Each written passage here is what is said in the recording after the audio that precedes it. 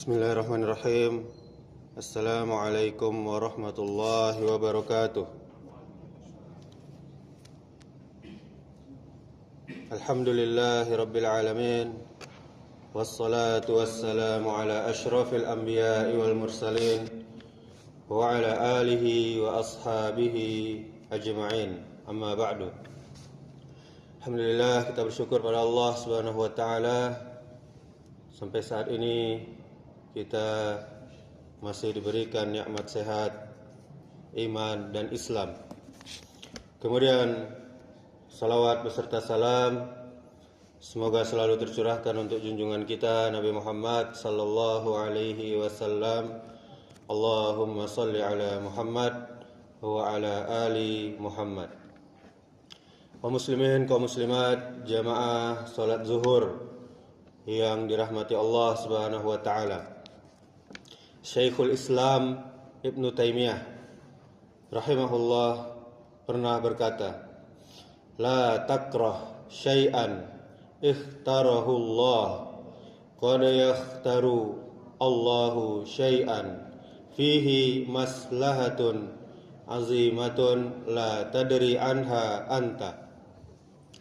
Janganlah engkau membenci sesuatu yang telah Allah pilihkan, karena acap kali sesuatu yang Allah pilihkan lebih besar maslahatnya, manfaatnya, walau tidak engkau ketahui.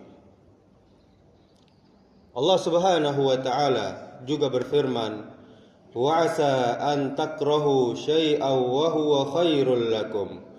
Wa 'asa an tuhibbu syai'an wa huwa syarrul ta'lamun. Wallahu ya'lamu wa antum la ta'lamun."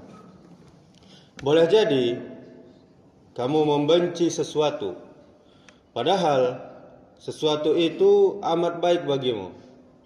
Dan boleh jadi pula kamu menyukai sesuatu, padahal sesuatu itu amat buruk bagimu.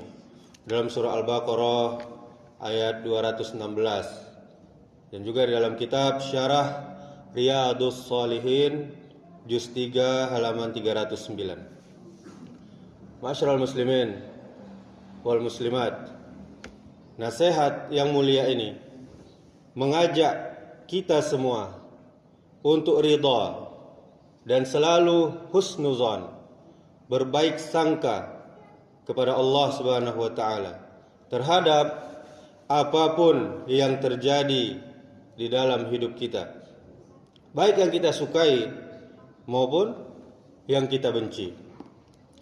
Jangan kita membenci sesuatu yang Allah sudah tetapkan. Terkadang kita mengalami musibah, kegagalan, kehilangan, penundaan rezeki, perkara yang tidak sesuai rencana secara manusiawi. Itu pastinya terasa tidak enak, terasa pahit, dan membuat kita tidak suka. Namun kalimat ini mengingatkan, jangan terburu-buru membenci takdir, karena Allah tidak menetapkan sesuatu tanpa ada hikmahnya. Kemudian makna dan penjelasan dari ayat yang mulia tadi, yakni yang pertama, kewajiban tidak selalu menyenangkan. Ayat ini turun ketika perang Badar terjadi. Kaum muslimin tidak suka berperang. Karena apa? Karena menguras tenaga, mengancam jiwa dan nyawa, mengorbankan harta, mengorbankan waktu. Namun Allah Subhanahu wa taala mewajibkannya, karena kebaikan di balik berperang tadi tentunya lebih besar. Apa itu? Yakni membela agama, menjaga kaum muslimin, menegakkan keadilan, kemudian menolak kezaliman. Apa pelajarannya? Tidak semua ketaatan itu mudah dilakukan. Ada yang mudah, tentu ada yang sulit. Tapi kebaikannya tentu lebih banyak, lebih besar. Kemudian yang kedua, kita sering salah menilai. Ayat ini menegur kita, menegur manusia. Kita hanya melihat permukaan saja. Sedangkan Allah melihat keseluruhannya. Kita membenci sesuatu ternyata baik. Contoh, musibah membuat kita lebih sabar dan dekat dengan Allah. Kemudian, kesulitan hidup membuat kita lebih kuat. Coba tidak ada kesulitan hidup, tentu kita hidup dengan nyaman-nyaman saja. Tidak ada yang namanya kekuatan. Kemudian, kegagalan hari ini membuka pintu rezeki yang baru.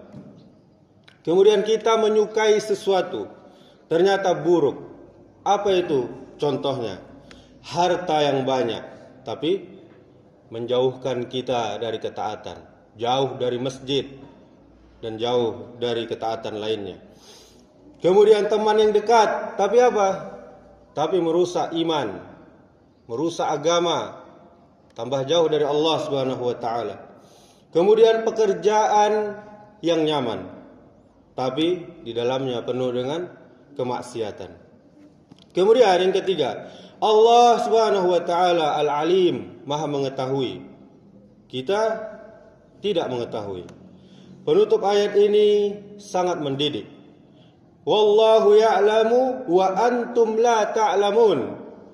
Allah pastinya mengetahui, sedangkan kalian tidak mengetahui. Artinya apa? Tugas kita bukan memahami semua rahasia takdir. Tugas kita adalah percaya kepada Allah dan berserah diri kepadanya. Masyarul muslimin wal muslimat, hidup ini tidak selalu berjalan sesuai keinginan kita. Tetapi selama kita berjalan bersama Allah, menyertakan Allah, tidak ada jalan yang sia-sia. Ini juga mengajarkan kita untuk ridha terhadap takdir. Husnuzan kepada Allah. Tidak berburuk sangka ketika diuji. Tidak sombong ketika dikasih nikmat. Dan kemudian ayat tadi adalah pelajaran tentang tawakal dan sabar. Apa kesimpulan indah dari ayat Al-Baqarah 216 ini? yakni tidak semua yang pahit itu buruk, tidak semua yang manis itu baik. Allah Subhanahu wa taala lebih mengetahui apa yang terbaik untuk hamba-hambanya. Kemudian kewajiban terkadang terasa berat, tapi apa? Tapi membawa kemenangan. Kemudian belajarlah untuk ridha, untuk ikhlas dan menerima ketetapan Allah, tentunya dengan hati yang lapang. Kemudian menerima takdir bukan berarti menyerah, tapi percaya bahwa Allah memilihkan yang terbaik untuk kita. Kemudian apa yang Allah tetapkan untuk kita pasti tidak pernah salah. Yang salah hanyalah cara kita melihatnya.